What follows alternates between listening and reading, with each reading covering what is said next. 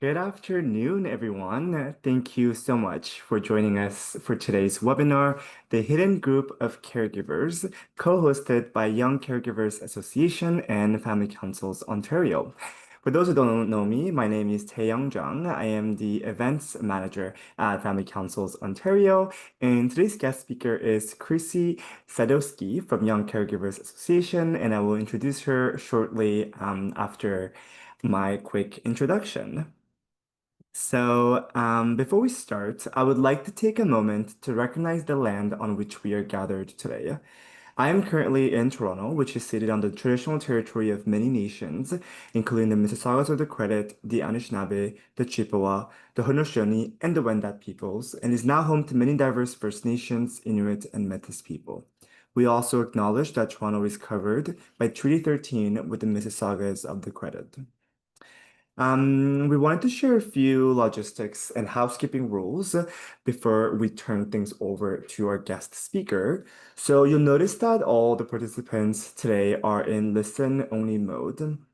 So we have reserved time at the end of the presentation for an interactive question and answer period.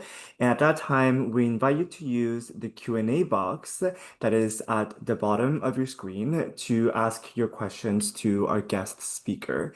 You can ask questions throughout the presentation, and we will get to it at the end during the Q&A session. If you are experiencing any technical issues or any questions related to technical things, you can write that in the chat box, and we will assist you with those problems. For your information, today's session is being recorded, as you can see, and it will be made available to participants, but also people who weren't able to attend today on Family Councils Ontario YouTube channel next week, probably. And you will see the link in our weekly e-bulletin that is being published every Wednesday. So it is my pleasure to introduce today's guest speaker, Chrissy Sadowski. Chrissy is the Strategic Partnerships and Community Engagement Manager at Young Caregivers Association. Growing up as a young caregiver herself, she understands the stress that can come along with that position. Now, as a parent of a child on the spectrum, she recognizes the toll it can take on siblings as well. Her children were involved in Powerhouse programs beginning at a young age and still utilize their support today. Between her own children and countless others, Chrissy sees the importance that young caregivers provides through counseling, programs, camps, and more. With a bachelor degree in communications from Brock University and a broadcasting diploma from Niagara College, as well as a rich Montessori background in leading CASA, lower elementary and teacher training, Chrissy has a wealth of experience and knowledge in supporting children, being an advocate for marginalized communities and public speaking. So now before I pass the mic to Chrissy, I would love to share a video on behalf of Young Caregivers Association. I will share my screen. If you are experiencing any audio issues, please let me know in the chat as well.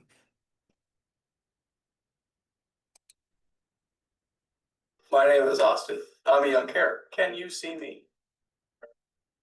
My name is Rebecca, and I am a young carer. This stop sign is what I wish I could hold up. I wish I could stop all the challenges for myself and for my family. I wish I could stop the challenges for my brother that he faces every day of his life. I wish there was a way to stop the worry and the concern I have each and every day. I wish I could hold up the sign and stop it all. The worry, the stress, the concern, and the challenges. Just stop time.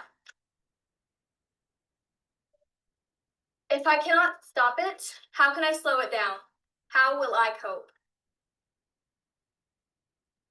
My name is Perrin, and I'm a young carer. This clock represents what I wish I had, time. I'm young, but between working 2 jobs to save up for college, still being enrolled in high school, and taking care of my siblings, I don't have much time for myself.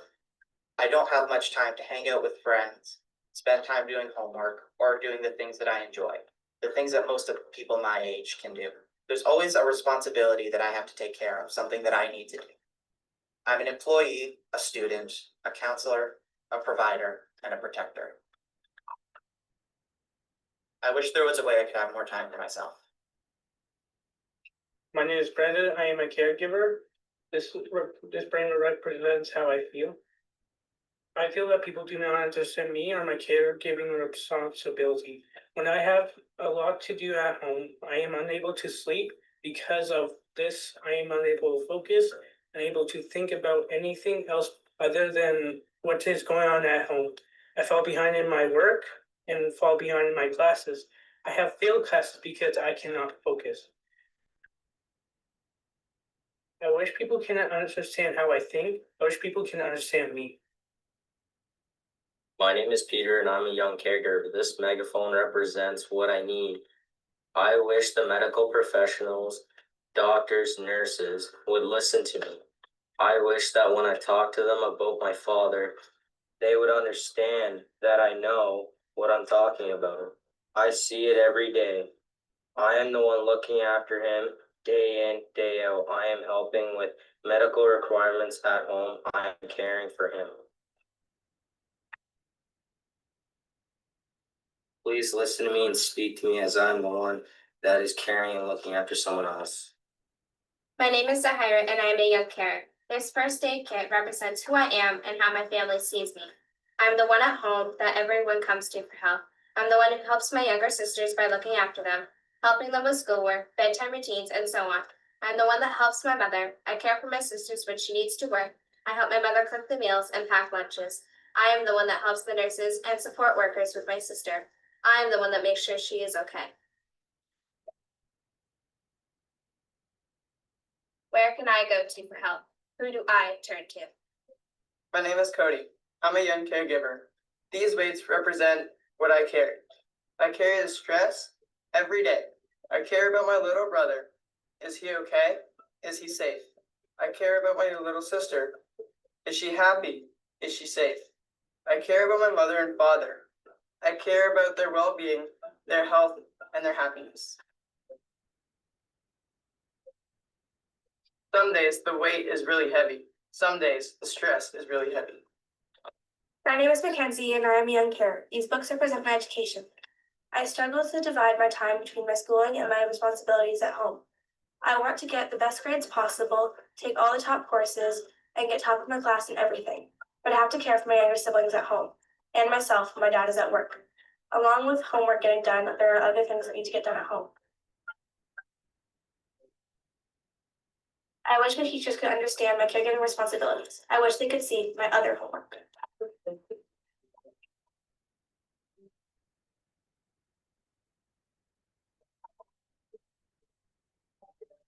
My name is Austin. I'm a young carer. You mean now? We are young carers. Can you see us?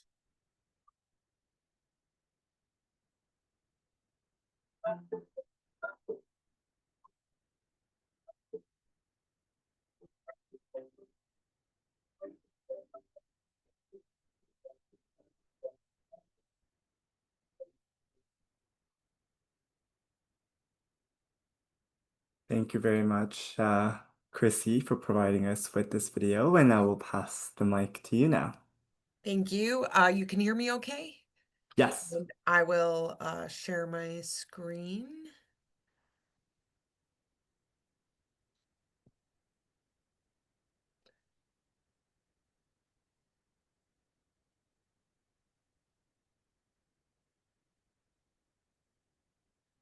Okay, great. So my name is Chrissy Sadowski and I work at Young Caregivers Association. I actually realized at the end of the video that you just watched that that address is no longer our address. We're now youngcaregivers.ca. So if anybody wrote it down, it will take you nowhere. So what our presentation looks like today, our agenda, who are young caregivers, barriers they face, who we are, some research, our programs, and moving forward. So just to start off right from the beginning, who are young caregivers? Now, the video you just watched was able to give a little bit of that idea of different responsibilities they have and people they may care for. So, in this picture that you're seeing here, this is Hannah. And every morning, Hannah gets her dad dressed and she puts on his prosthetic legs. She'll also take her mom to appointments to translate at the bank or medical appointments. She's also in school and she also has a part-time job. So Hannah's an example of somebody who's covering many different responsibilities as a young caregiver.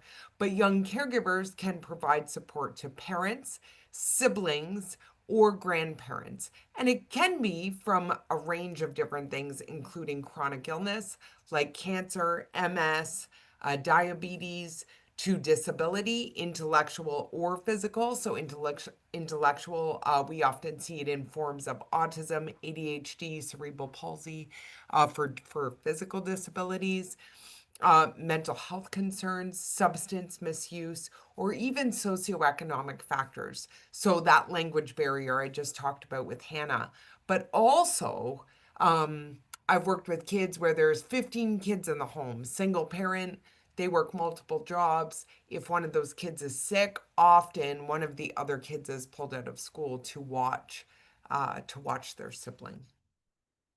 So, as we heard, what are some different things that our young caregivers do? It could be practical things like laundry, dishes, lunches, extra chores, taking care of siblings, getting them to school, getting them home, feeding them, putting them to bed. Physical or personal care, so grooming, mobility, bathing, administering medication, as well as some emotional stuff. So there are some young caregivers who, they might not do a lot of practical or physical or personal things, but they worry. I've worked with kids whose parents are incarcerated because of drug use and things like that. So, they're not necessarily with them at home, but they're worrying about them. I like to talk a lot about my family. I'll bring my family up quite a few times, probably in this presentation. So, when we adopted our family is built for adoption, and when we adopted our third child, he's on the spectrum. My older two boys went right into these programs. This was long before I was working here, and I was able to see the support and resources that my kids were given. I bring up my kids, and then we had a daughter after who also went into programming and still utilizes the programs today. But I bring up my kids because my husband and I try very hard not to give our kids caregiving responsibilities, but it just happens. We have chains on our fridge, tap shut off, special locks on every doors, on every door. Our kids have a different life than their peers. So caregiving can be this massive range of what happens in a house. So a couple pictures here that our caregivers have drawn. This is Daisy holding her baby brother who has cerebral palsy. And then in the other picture, this is a hand one of our teenage caregivers drew. Things that they do to help support emotional support, extra responsibilities, administering medication, giving things up. And we see this a lot with teens, especially, that our teens are giving up going out with their friends, partially because maybe they can't because they have to be at home helping, but it also could be that their friends don't fully understand. So they're not super comfortable going and not understanding why, maybe somebody's calling on their cell phone multiple times. And then one thing that really resonates with me is explanations. So we know that our kids have to answer these questions. Why is your mom in a wheelchair? Why can't they see? Why do you have to hold on to their arm when you walk? And in our case, it's why is your brother on a harness? So our son, who is 6'3" now, 15 years old, 240 pounds, also has zero safety, so has to wear a harness out in public. And if he doesn't want to be out in public, he lays down. So imagine this, like, huge man basically lying on the ground, everybody's staring, and people want to know what's going on. So, giving those explanations as a young caregiver can be very challenging. A couple more pictures here. Me cooking for my mom who has MS, eating the bacon and eggs that I've made, and then me calling 911 for my mom with diabetes. This was a very special incident in this child's journey as a young caregiver. Um, his mom wasn't getting up and he went to check on her and she was in a diabetic coma. He knew how to test her blood sugar and then was able to call 911 and saved her life. Now, I'm sure many people are thinking 7 years old is very young, and it is, but often our kids are taught how to deal with these things. We have another child whose brother has a trach tube, and when the nurses came to teach the family how to do it, she wanted to be a part of that. So everybody's kind of different in how they respond to those young caregiver incidents.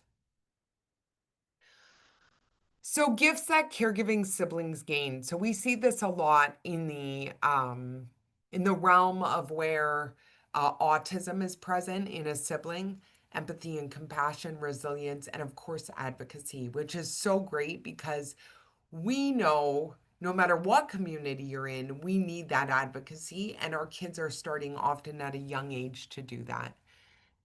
There are a lot of upsides to caring. We're going to talk a lot about risks and barriers and things like that, but there are upsides, which includes patience, life skills, self-confidence, independence, self-esteem. They've bonded with that family member. And that's something that we always want to make sure at Young Caregivers Association that we're emphasizing with our families and with our kids. Yes, there are hard times. We're acknowledging that here are tools to help you cope, but there are a lot of upsides. So, some barriers. So, one of the most challenging things is that if you asked a young caregiver, how is it being a young caregiver? They have no idea what you're talking about because they're not sort of identifying as that. And we even see that with adults. So, for many of you, as you've begun a caregiving role for a spouse or your parent, you're the child, you're the wife, you're the husband, and we know that it's hard for people to sometimes switch their mindset to say, whoa, I am a caregiver as well. Um, the other problem that we have is that a lot of our professionals, educators, social workers, healthcare professionals, don't necessarily know the questions to ask to say, hey, okay, I've got a young caregiver here. Here are some resources and supports I can give. So that's also something that we currently do is we try to educate as many professionals as possible to be able to uh, give those opportunities. Again, back to my family, my oldest, who, if you had to pick any of my kids, Darius is the closest to in that caregiving role. Because now that he's turning 17, he sometimes will help if we have to step out, stuff like that. I said to him, hey, buddy, I need a quote on how it is to be a young caregiver. And he said, what are you talking about, Mom? I'm just Darius's brother. And I thought that was so interesting. And I really had to take some time to unpack that because he has grown up as a part of Powerhouse programs, as being like the word caregiver is thrown around in our house a lot, and he still doesn't really identify as that. So making sure that we're offering the proper supports to, kids, teenagers, young adults who need those supports as well. Some families feel guilt. They don't want to ask for help. Some families have cultural considerations. So in some people I've presented to, um, being being a young caregiver isn't a thing because it just is. Multi-generational homes just are, and your role is just that. So that's also a challenge because we're currently working on how to speak to uh, African, Asian, Indigenous cultures to say, okay, we're here to support young caregivers as well.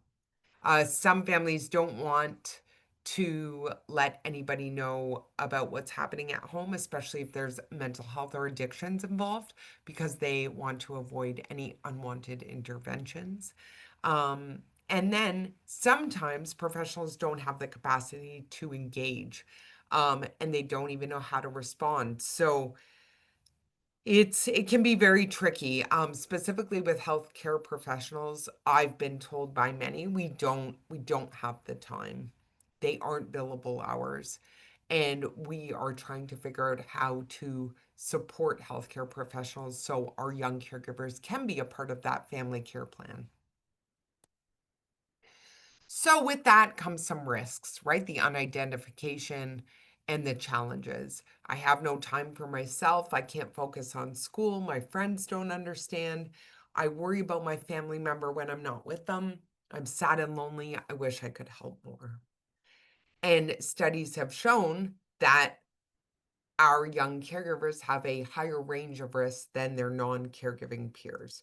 So a few more examples: higher stress levels, less opportunity for physical activity. So a lot of times our kids can't participate in after school sports, for example, because they have to walk their siblings home.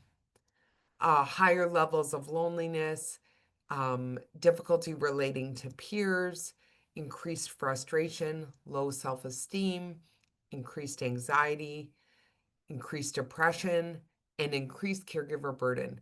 And since COVID, we personally have seen an increase in anxiety, depression, self-harm, and suicidal ideation.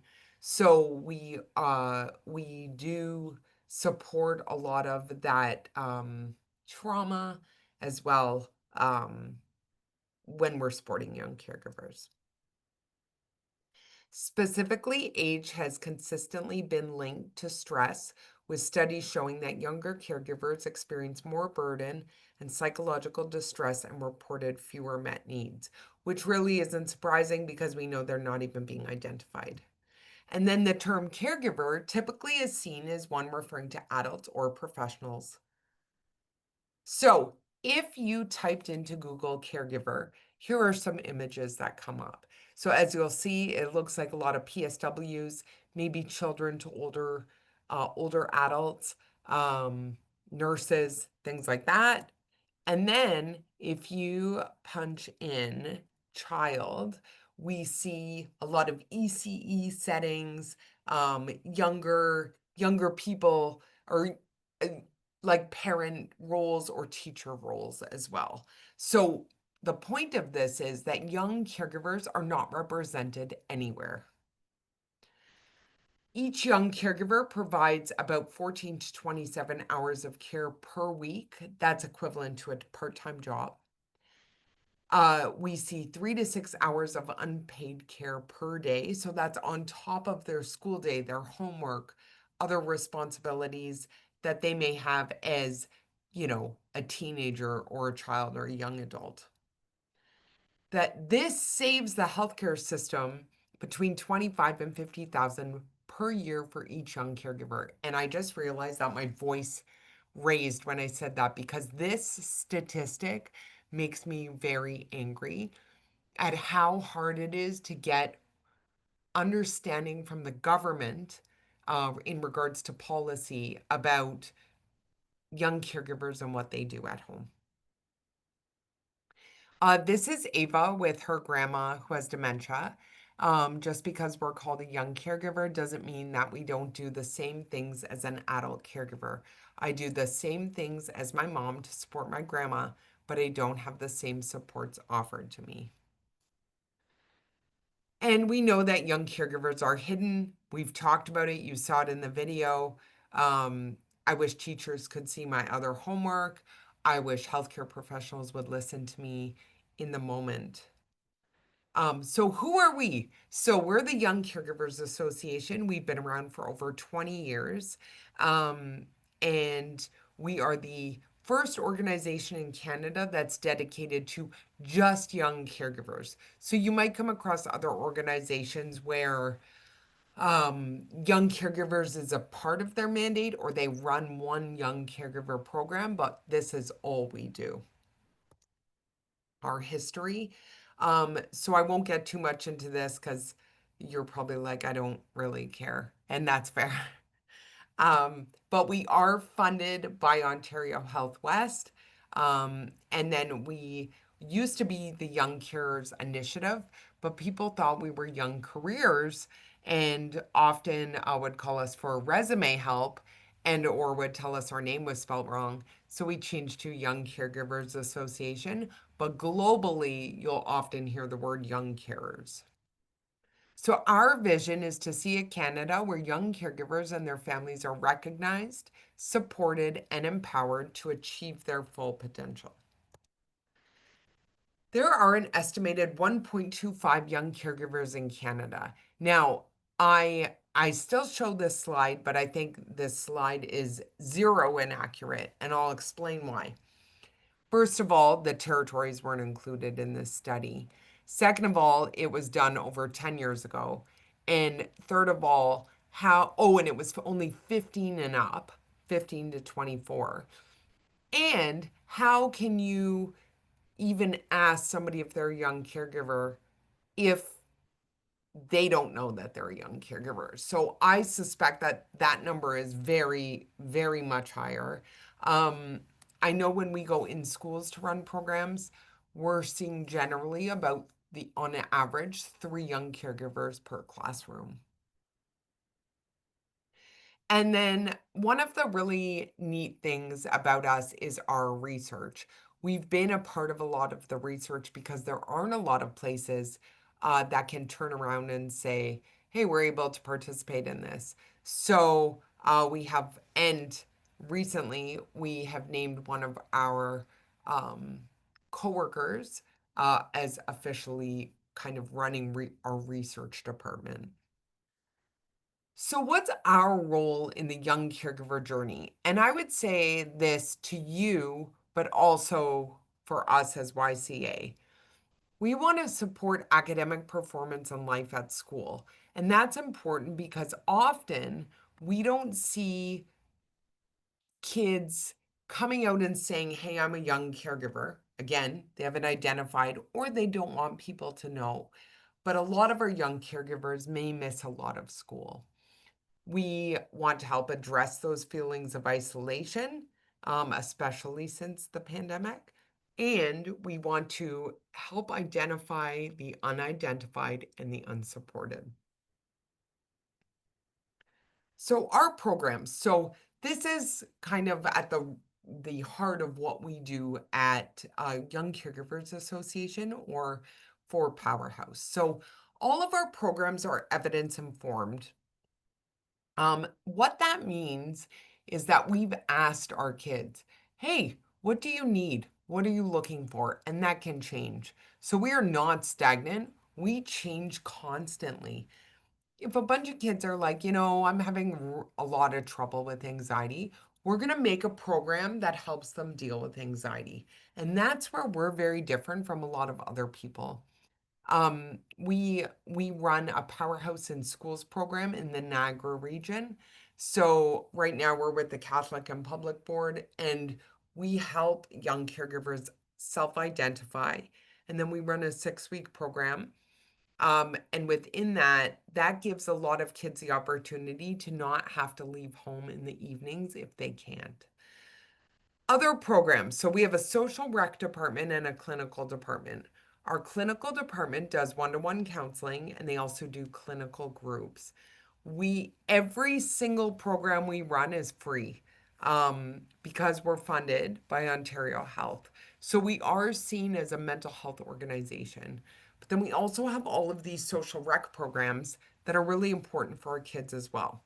Summer camp, our weekly social recreation program, which is called Caregivers Night Out, group or individual counseling, which I mentioned in the clinical department, one-to-one programs. So we'll, take somebody who's brand new, take them to Tim Hortons and just kind of get to know them, hang out. Maybe they just need that break from home.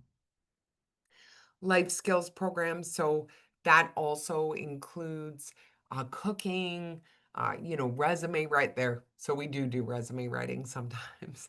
Our teen programs, so we have Pride, D&D, lots of different teen outings, young adult programs, which often um, kind of show up as more like support groups, virtual support groups, because of everybody's schedules and where they are within the country. And then programs and partnerships. So a couple examples of that are we run a program in partnership with CASM, which is a Community Addiction Services of Niagara. And we've developed an 8-week curriculum together where we support kids who are children of families with addictions, but then they also understand who a caregiver is and kind of breaks down those coping skills. We'll get invited to places like Ron Joyce and Hamilton, and we'll be invited to do a family night with them. All the parents go speak to a, or, I'm sorry, the parents go listen to a speaker. The kids who have intellectual disabilities go with the staff at Ron Joyce, and we would take all the siblings. We're currently writing a co-curriculum with the Alzheimer's Society of the HHNBHN. It's a very long acronym. So to help kids who are at home, whether it's their parent with early onset dementia or a grandparent. So we're very, very open to all of these different partnerships to be able to support our kids. Our clinical services started in 2019, and what began as something very small is now has waiting lists, and we're constantly looking for funding to expand our clinical department. So here are some pictures. So summer camp, yoga, life skills, caregiver night out when we celebrate holidays, things like that. And then every single thing we do has an evaluation beforehand or after. And this is to be able to say, okay, our programs are working. One of the questions that consistently comes back at 100% or even maybe just below, but not even, is I can cope better. And that's what we want. When I was talking about caregiver night out, we have kids come to a school, we rent a school, and we've got the gym and the library, and the kids have snacks and they chat, and we do all of these things. And, I might come in and they're like, oh, the craft lady's here, but I'm not a craft lady. Every single thing we do has intention. And sometimes that intention is just a break. If you take kids bowling or swimming, it's because maybe they don't normally get that. But when we do these crafts, when we do these different things, like I said, everything we do has intention behind it and how it can help support them. So looking forward, I'll talk about the Knowledge Center in a minute, but we were able to run some pilot programs in British Columbia, Alberta, and Nova Scotia. So, and I didn't mention this, and I'm realizing I didn't mention this right now. In person, we cover Niagara, Haldimand, Norfolk, Brant, and Hamilton. Virtually, we cover across Canada. So once you register with us, you would get a calendar and you'd see all of our virtual programs and say, yep, I'm going to attend these. Some of them can be a little more challenging to attend. Clinically, we can only do that within Ontario. So we do have some clients outside of our in-person area that we support: Mississauga, Toronto, Barrie, Ottawa even. But we were able to launch these pilots to be able to run in-person programs in other provinces to see how they are going. They went very well. The challenge now becomes, how do we sustain them and with what funding? We also have a National Youth Advisory Committee, and this group is very special because they're working together to help advocate and change policy for 18 plus. So that includes older caregivers as well. Um, our Young Caregiver Knowledge Center. So if you write anything down today, I would highly recommend this, youngcaregivers.ca/knowledge center. What this is it has supports and resources for young caregivers, parents, educators, healthcare professionals, and social workers. And these are supports and resources that include signs you can look for, questions you can ask, where to refer, toolkits for professionals, how to advocate, things like that. So it's a very strong resource in how to help somebody in your life that might be a young caregiver.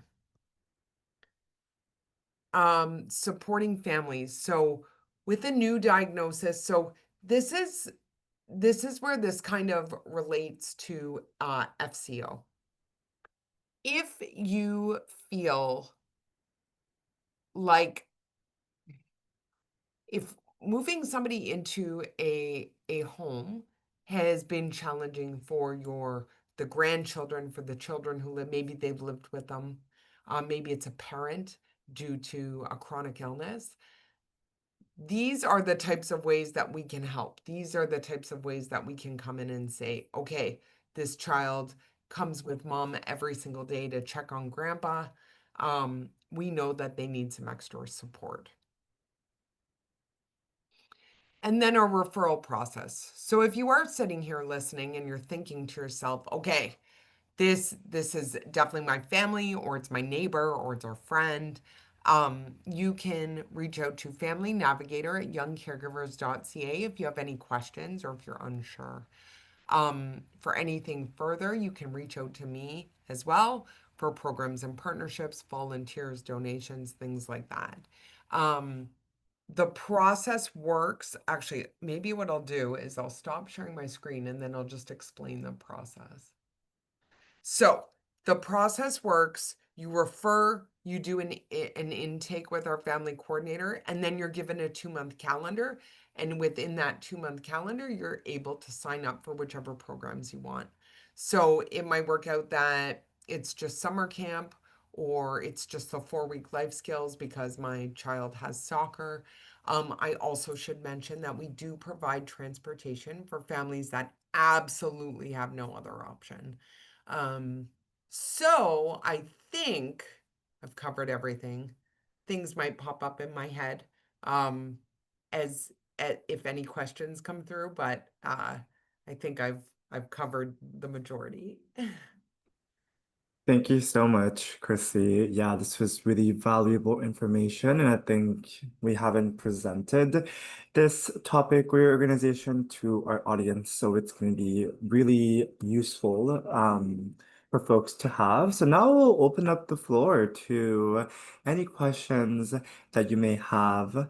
You can write it in the Q&A box, or if you would like to ask, I can give you a panelist access and have be able to unmute yourself as well. So yes, if is there any questions that you folks would like to know more about?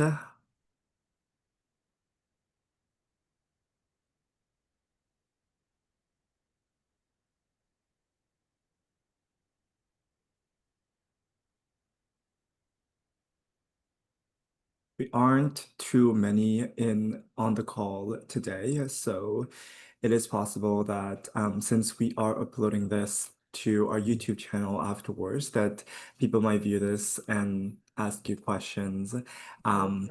following up. But I'll still give maybe a few minutes for people if there's anything that they would like to know a bit more about. Oh, I see. Oh, perfect. I see a couple of stuff coming in. So, one question, what does the agency do with the information from the Youth Advisory Committee? Yeah, so I would say that the Youth Advisory Committee is kind of like it's us, but it's not really us. It was taken from our researcher, Rebecca, who began this. And because she began this, I would say our connection is that they do promote who we are and what we do, but they kind of have their own mandate in terms of, advocating for policy or stuff like that. If we can support them, we absolutely do. But I don't know that we necessarily, it's it's not that it's not brought to us, but it's only brought to us if it's necessary. So we would help if they are looking for something from us. But like I know right now they're creating a list of all caregiving supports within Canada, province to province. That that's for us, but that's for many people. So I think we just support them when they ask for us to be supported, if that makes sense. Thank you. Um, Someone also asked, can you offer your priorities? I wonder if this means, yeah, priorities of. Yeah, that's that's a great. So we're in the process of creating our next 3-year strategic plan. So can I offer them? Maybe. It's a little bit tricky. I Oh wait, is that Oh, and sorry, to can the you offer your priorities to the advisory board? advisory board, yeah, I think it was. Do you mean, sorry, I just want to be clear. Do you mean the youth committee, like the leadership council, or do you mean family councils of Ontario? I just want to make sure I'm answering properly. Mhm.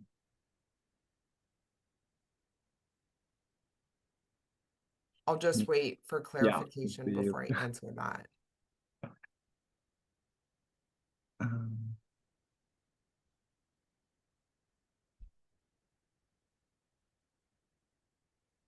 I think maybe while we wait, oh, someone, oh, the advisory board you mentioned in the first, I think like, can you, like Chrissy, as you can offer your priorities to the advisory board? I think that's what they mean. For through YC, like the leadership council, or I just wanted to know which advisory board? Like, do you mean Family Councils of Ontario, or do you mean our leadership council? I'm I sorry. think leadership council. Okay, Right. so the leadership council, because we have a representative from YCA on the leadership council. Yeah, okay. So yes, because we have a representative, because Rebecca is like a part of YCA as well as running the leadership council, she knows who we are, what we do. So that's always in the back of their minds, as well. It can be tricky because the 5 to 17, that's something I didn't say, that we support 5 to 25-year-olds as I'm thinking about it. The 5 to 17 often doesn't come um with a, like, you can't give them a caregiving benefit as opposed to 18 plus. So a lot of that policy work has to be done with that older age group. But I think that they know our priorities, and I think that, our overall mandate, which is supporting young caregivers and their families throughout Canada, is is representative of them because there's somebody from each province as well. I think I'll save Daniel's questions at Sure. the end. Rachel has asked, do you have agencies as community partners to refer to as the young caregivers age out when they become young adults? Yeah, that's a really good question. So, yes, provincially we have like the OCO or the OCC within Ontario, Family Caregivers of BC, Alberta, Nova Scotia, New Brunswick. Like we are partners with all of these people, so we are able to help kind of on those provincial, like with those bigger organizations. But then we also work closely with, I'll give you an example, many different hospices. So if there has been something that has resulted in grief and loss, we're connected to be able to help. We had a young caregiver recently, like within the last year, who was kind of aging out of us, and we did the full transition with them. We went to the different, we were able to go to appointments with them to like Wellspring and to their local hospice grief support to be able to help them. So I would say that's one thing we do really well too, is that we're able to support the entire time. Like we will make sure that you're supported before we're just like, hey, bye. So that's, thank you for asking that, because I think that's a really important piece to how much we care as well. I just want to, the last comment that was made, I Mm-hmm. saw something pop up that said no support for the younger kids. And I, in terms of the leadership council, that you're right, they probably have kind of more of the older, because they're working on policy work and stuff like that. They're working on aging, those kids who are aging out and the supports that they may need. But the younger, the 5 to 17, let's say, that's what we do. So like what I'm doing with you today is basically all I do. I go around to different organizations and healthcare professionals and educators, and it's all I'm talking about. Hey, you could have a young caregiver in your classroom and they're 4 or 5, and here are the reasons why, and here's the support you can offer. So I understand I'm only one person, but I think we're working, the more we talk about it, then the more the next group talks about it, then the more the individual talks about it, and more and more and more and more. So all we can do is what we're doing right now to try to get out that young caregivers can be as young as, 4 or 5 years old, depending on their situation.